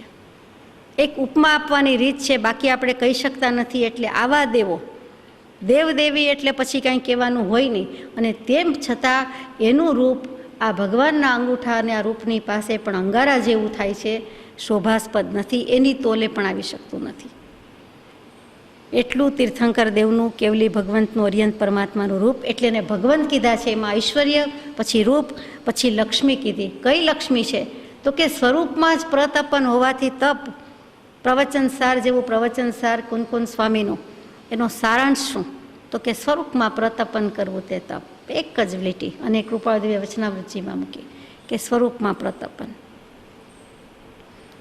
સમ્યક દર્શન વિનાનું તપ આપણને બાહ્ય તપ કહ્યું, બાળ તપ કહ્યું, અજ્ઞાન તપ કહ્યું. પણ સમ્યક દર્શન સહિતનું, અને એમાં તો આ વિભૂતિઓનું તપ છે, કેવલ જ્ઞાની ભગવંતનું છે. તો કે તપથી વિરાજમાન છે, તેજથી વિરાજમાન છે, એની વિભૂતિ જ કોઈક જુદી છે. એ વિશિષ્ટ પ્રકારનો આત્મા થઈ ગયો છે. નિગોદને સ્થાન નથી. પસીનો ન થાય, આમ ન થાય, તેમ ન થાય. શું છે બધું? તો કે એ જ ઔદારિક શરીર છે. તેમ છતાં આ આત્માની દશા એવી થઈ છે, જ્ઞાન પ્રગટ્યું છે. એટલે આ બધી જ વસ્તુ નીકળી ગઈ છે. એટલે તપ, તેજ અને વિભૂતિથી પ્રકાશમાન છે. એટલે એની લક્ષ્મી છે એમની પાસે. એવી અસાધારણ લક્ષ્મી છે. આ બધું એક્સ્ટ્રા ઓર્ડિનરી કેવું છે, અબો ઓર્ડિનરી નહીં. એટલે આ બધા અસાધારણ ગુણ છે. આ 6 વસ્તુની વાત કરીએ છીએ. કોની વાત કરીએ છીએ? ભગવંતની. ભગવંતમાં ભગ શબ્દ એટલે ઐશ્વર્ય, લક્ષ્મી, વચ્ચે આવ્યું તે રૂપ, અને હવે લઈએ તે યશ. યશ નામ કર્મનો ઉદય તો આજે અહીંયા ઘણાને જોવા મળે. કાંઈ ન કરે છતાં જશ નામી હોય, જશ મળી જાય. કેટલા એમ જ કહે કે મને તો અપજશ જ મળે, કાંઈ ન કરીએ કે કરીએ. એમાં અપજશ કેનારા વધારે હોય, યશ કેનારા ભાગ્યે જ હોય. યશ લઈ જતા હોય અને અપયશી બોલે, પણ યશ લેનારો પોતે ન કહે કે મને યશ નામ કર્મ ઉદયમાં સારું એવું વર્તે છે એટલે જશ મળ્યા કરે છે, એમ નહીં કહે. તો આપણે યશની વાત કરતા હતા. આ બધા ભગવાનને તો કેટલો યશ હોય, ચોમેર વ્યાપ્ત હોય. દેવલોકમાં એનો યશ હોય, કીર્તિના ગાન ગવાતા હોય, અને નંદીશ્વર દીપમાં જઈને ભક્તિ કરવા જાય. સત્સાધન મળ્યા છે, સાધન સગવડ છે, તો શું કામ ન જાય? 4 પૈડા શોધાયા છે તો આપણે ઉપયોગ કરીએ છીએ, બરાબર? તો પછી દેવોને જઈ શકવાની શક્તિ છે અને થોડીક સમજણ લઈને ગયા છે, તો પછી શું કામ ન જાય દર્શન કરવા? એ સાધનનો સદુપયોગ કરે છે. તો એવા ભગવંત પાસે એ બધા પહોંચી જાય છે. યશ છે તો ભગવાનનો યશ, કીર્તિ તો 3 લોકમાં, 14 રાજલોકમાં વ્યાપ્ત છે. એટલે એને ભગવંત કહેવાય છે. એટલું 4 દિશામાં હોવાથી શું કામ છે? તો કે શરદ ઋતુમાં જેટલું આકાશ સ્વચ્છ હોય, એમાં તો હોય કે નહીં, હવે વેધર આડું અવડું કરે છે એટલે એ પણ અનિયમિત, અવ્યવસ્થિત આપણને લાગે છે. હશે નહીં પણ આપણને લાગે છે. એના ક્રમમાં જ હશે. પણ શરદ ઋતુના સ્વચ્છ આકાશ, એમાં શરદ ઋતુનો ચંદ્ર, અને એમાં જે એની નિર્મળતા, પવિત્રતા, એટલી નિર્મળતા બીજા કોઈની નથી. તો તેની સાથે ઉપમા આપી છે. તો કે એવું આ ભગવાનોનું પણ રૂપ છે, લક્ષ્મી છે, યશ છે. એટલે 3 લોકમાં પહોંચી જાય છે. એટલા માટે યશ નામ કર્મ અને ભગવંત કીધા છે. અને ત્યાર પછી ધર્મ કીધો. ભગવાનના 6 વિશેષણમાં 5મું ધર્મ આવ્યો. તો ધર્મમાં એમ કીધું કે ચારિત્ર મોહનીયનો ક્ષય કરી નાખ્યો છે, સંપૂર્ણ ક્ષય કર્યો છે, કશાય નથી, નો કશાય નથી. એટલા માટે ઉત્તમ ક્ષમા, માર્દવ, આર્જવ, સત્ય, શૌચ, સંયમ, તપ, ત્યાગ, આકિંચન્ય અને બ્રહ્મચર્ય, આ 10 પ્રકારના ધર્મો ઉત્તમ પ્રગટ્યા છે. ઉત્તમ ક્ષમા, ઉત્તમ માર્દવ, બધાને ઉત્તમ વિશેષણ લાગુ પડે છે. શું કામ? તો કે ઉન્મૂલન કરી નાખ્યું છે. ઉત્તમ તમસ, અંધકારનું ઉન્મૂલન કરી નાખ્યું. જળમૂળથી ઉખેડી નાખ્યું છે. મિથ્યાત્વને ઉખેડી નાખ્યું, અંધકારને. પ્રકાશ હી પ્રકાશ, સંપૂર્ણ પ્રકાશ, પરિપૂર્ણ પ્રકાશ. તો ત્રણેય લોકમાં હોય જ, એમાં નવાઈ નથી. તો આવો ધર્મ પ્રગટ્યો છે. પોતે જ ધર્મ સ્વરૂપ, ધર્મ બોધું ભાસું નહીં, પોતે જ ધર્મ સ્વરૂપ. અને છેલ્લું જે 6માં છે તે યત્ન. ચારિત્ર આવરણનો પણ ક્ષય હોવાથી એ સર્વ હિતકારી અનુષ્ઠાનોમાં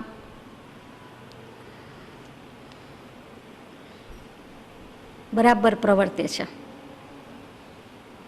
સર્વ હિતકારી અનુષ્ઠાનોમાં યત્ન કરે છે. આ ભગવંત યત્ન કરે? પ્રયત્ન હોય? ન હોય, સહજ સ્વભાવ છે. પણ અનંત વીર્ય નામનો ગુણ છે, એનું એ કામ છે કે એ રોલ થયા કરે, એ ફર્યા કરે. એ ગુણ કરે શું? સિદ્ધ શિલા પર બિરાજમાન થાય તો પણ સિદ્ધાત્માને એ અનંત વીર્ય, અનંત વીરતાનો ગુણ છે, એ પુરુષાર્થ તો ચાલુ જ છે. એટલે સર્વ હિતકારી અનુષ્ઠાનોમાં વર્તે છે. ત્યાં વર્તે છે શબ્દ ન હોવો જોઈએ, શ્લોકમાં કંઈક જુદું છે, જુદું હોવું જોઈએ.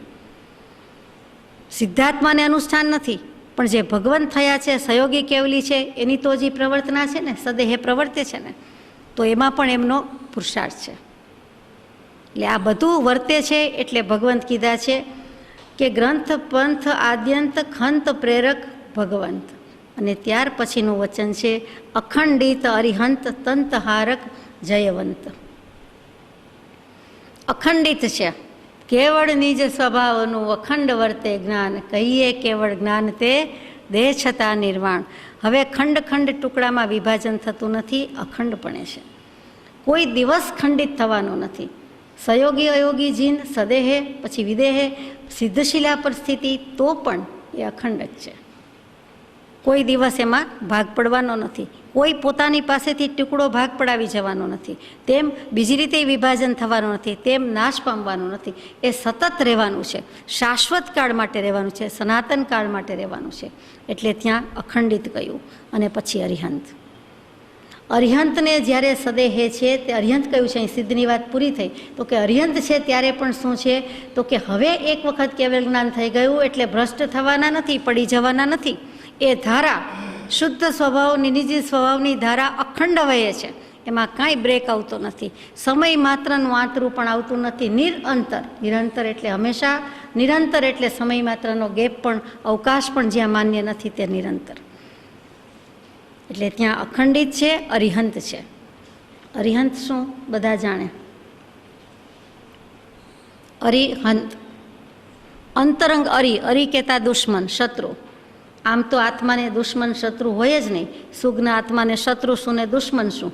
બીજો આત્મા દુશ્મન ન હોય, પણ પોતાને દુશ્મન, પોતાના કશાય છે એ જ દુર્જન છે. સૌથી મોટો દુર્જન તો આત્માની સાથે જ રહેલો છે, પરમ પાડોશી છે. ક્રોધમાન માયાલોભ જે ભાવ કરે છે, જે કશાયો થાય છે, તે દુર્જન છે. દેહ છે તે પરમ પડોશી, તે જ બધી ડખાક મંડળનો પ્રતિનિધિ. બધા ડખા કરાવે છે, બધું એલફેલ કરાવે છે તે દેહ. ક્ષણે ક્ષણે દેગધી પ્રતિદિનમ, ક્ષણે ક્ષણે બધું કરાવ્યા કરે છે. તે જ દેહ, તે જ કાયા. અને કાયાની સાથેની માયા પરિણામે થતા ક્રોધમાન માયાલોભ. અને એ ક્રોધમાન માયાલોભમાંથી પણ જે મુકાવે છે, એટલે કે એને હણી નાખે છે, એ અંતરંગ શત્રુ કીધા. વેદાંત દર્શનમાં 6 શત્રુ કે કામ, ક્રોધ, માન, મોહ, મદ, મત્સર.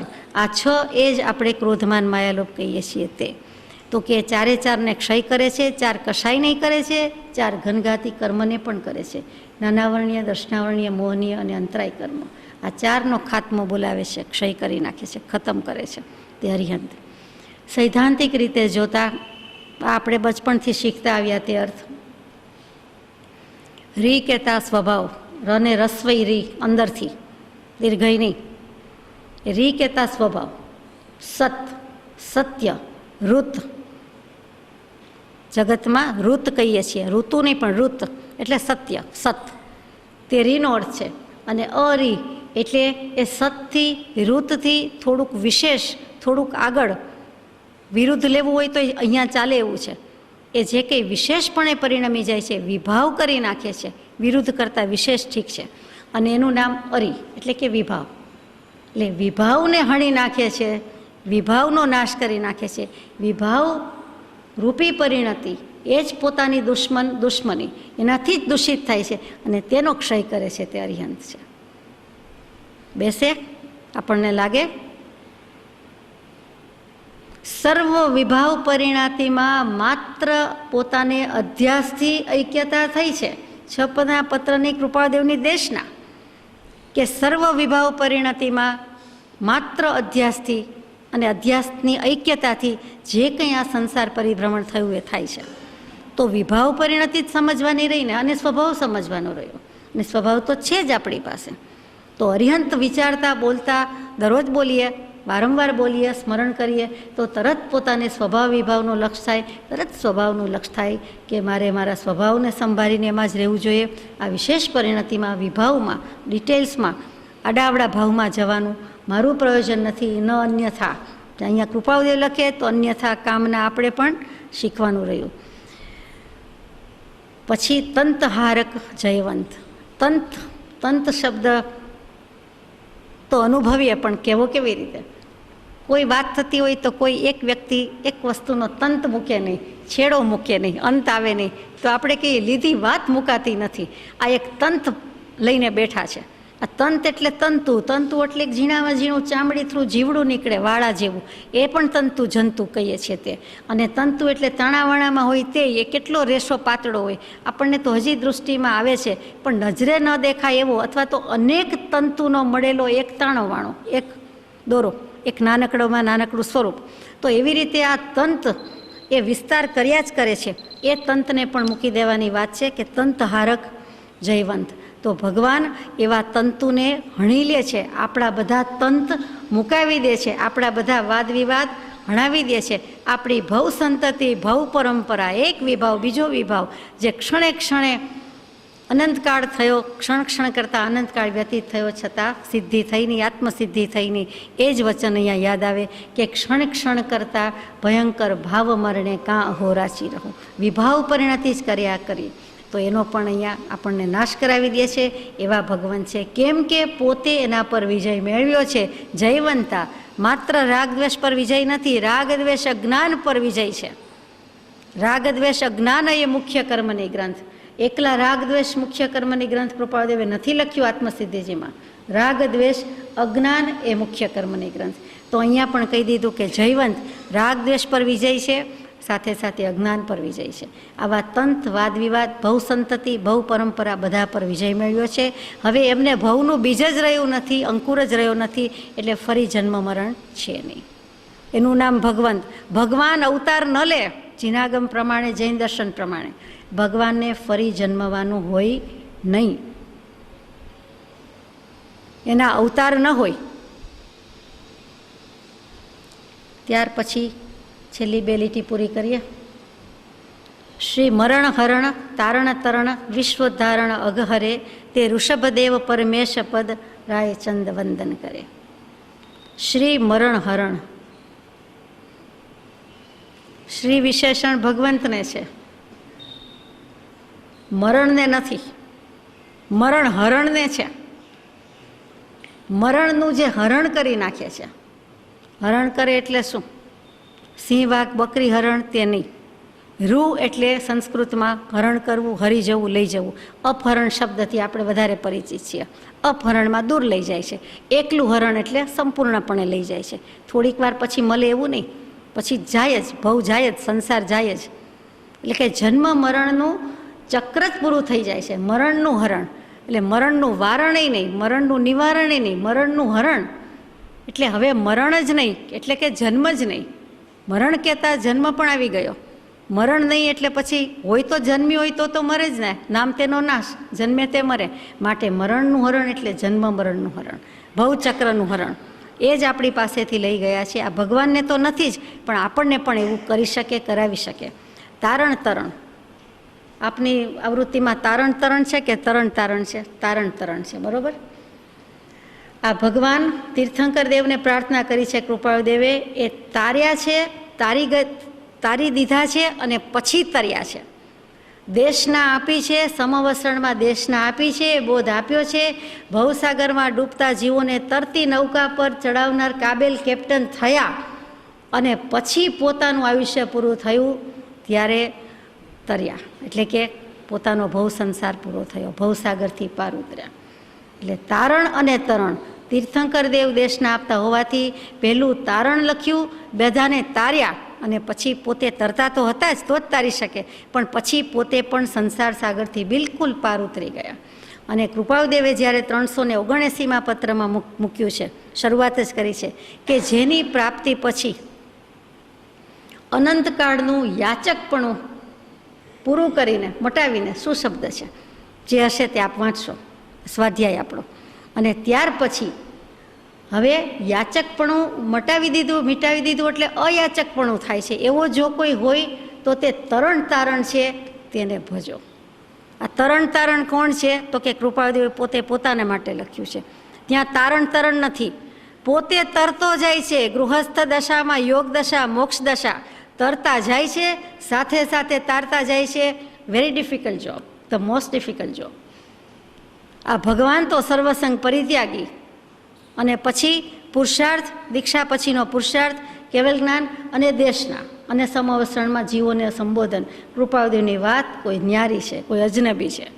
લાખો વર્ષે પુરુષ થાય એવો આ પુરુષ, એવો પરમાત્મા, કે એવા અવસ્થામાં, એવા સંયોગોમાં પોતે સાથે સાથે એક સાથે તરતું જવું ને સાથેના જીવને તારતું જવું, એ કેટલું અઘરું, કેટલું વિકટ. સ્થૂળ દૃષ્ટિએ જો વિકટતા આપણને સ્પર્શી જાય છે, તો અધ્યાત્મ દૃષ્ટિએ તો એ કેટલું વિકટ છે.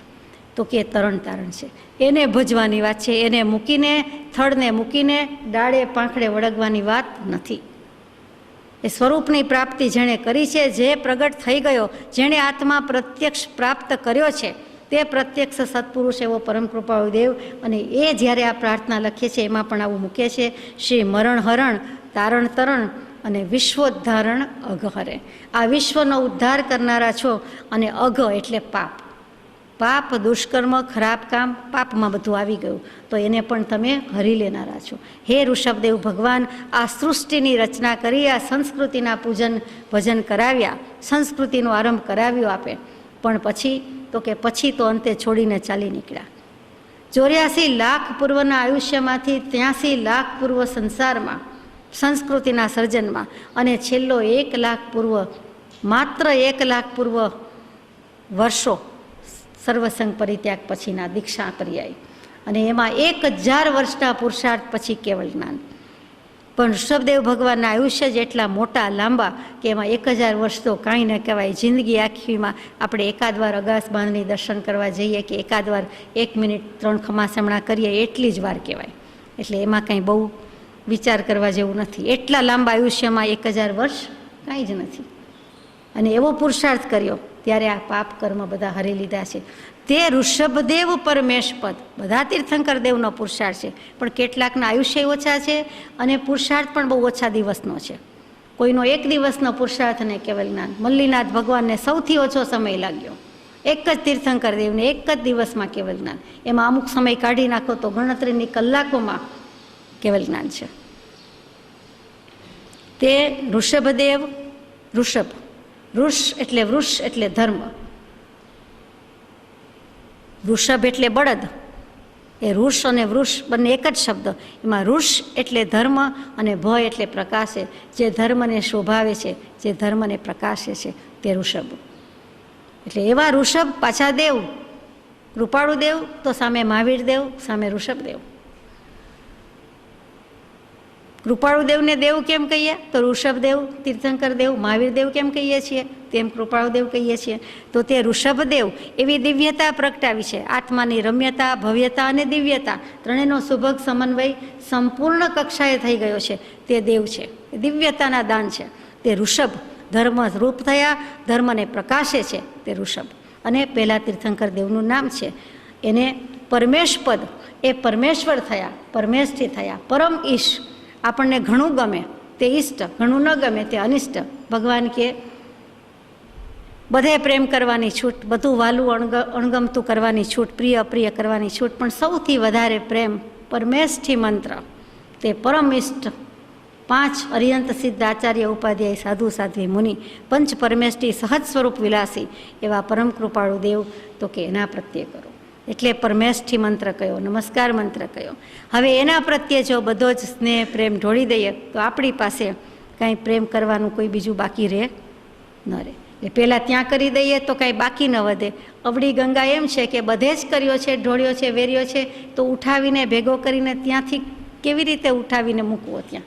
ત્યાંથી તોડીને અહીં જોડવો કેવી રીતે? પણ જો અહીં જોડી દઈએ તો બીજા સાથે જોડવા પણ કાંઈ રહેતું જ નથી. એવા પરમેશ, પરમ ઈષ્ટ પદ, અને પદ એટલે પદવી, એવી પરમેશજીની પદવી, પરમાત્માની પદવી, સાથે સાથે પદ એટલે ચરણ કમળ. તે પરમાત્માના ચરણ કમળને રાયચંદ વંદન કરે. તે પરમ કૃપાળુ દેવ પોતે રાજ છે, રાજ વિનાના મહારાજ છે એ વખતે. અને તે પછી કેવલ જ્ઞાનને પછી મહારાજ. તો કે એને આ મહારાજને, આ ઋષભદેવ ભગવાનને, આ આદિશ્વર દાદાને, આ કાળના પ્રથમ તીર્થંકરને, આદ્ય તીર્થંકર દેવને આ રાયચંદ વંદન કરે. એ જાણે કે કેટલામાં પૌત્ર પ્રપૌત્ર આગળ જે શબ્દ લગાડવો હોય તે આ ભગવાન વંદન કરે છે. બાળ ભગવાન આગળ જેટલા લાગે એટલામાં પૌત્ર વંદન કરે છે. કેમ કે તે જ વારસો લેવો છે, તે જ વારસો દેવો છે, તે જ સ્થિતિ કરવી છે, તે જ સ્થિતિ કરાવવી છે. અને એમણે પ્રથમ શતકમાં મંગલાચરણ રૂપે આટલું મૂકી દીધું છે. બધું જ કહેવાનું કહી દીધું છે. ભગવાન જેવો ભગવાન વંદન કરે છે, ભગવાનને વંદન કરે છે. નમન, પ્રણામ અને વંદન, અહીંયા વંદન લખ્યું છે. અહીંયા પ્રણામ નથી લખ્યું, અહીંયા નમન લખ્યું નથી, અહીંયા વંદન જ લખ્યું છે. વંદન કરતાં નમન અને નમન કરતાં પ્રણામ, અથવા વંદન કરતાં પ્રણામ ને પ્રણામ કરતાં નમન થોડું વિશેષ છે.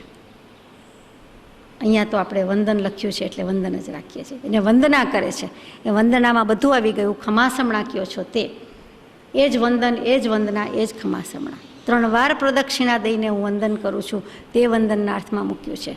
મન વચન કાયાથી કરું છું, કરવું કરાવવું અનુમોદવુંથી કરું છું, અને બધી જ પ્રકારે તીખું તો આવી જાય છે, એટલે મારે કાંઈ વિશેષ કહેવાનું નથી. એટલે ભગવાનનો હું આદર, સત્કાર, સન્માન, કલ્યાણ, મંગળ બધું ઈચ્છીને પર્યુપાસના કરું છું અને હું વંદન કરું છું. અહીંયા આપણે પૂરું કરીએ છીએ અને ત્યાર પછી જળહળ જ્યોતિ સ્વરૂપની પ્રાર્થના આગળ લેવાનો વિચાર કરીશું. સહજાત્મ સ્વરૂપ પરમ ગુરુ. સુખધામ અનંત સુસંત ચાહી દિન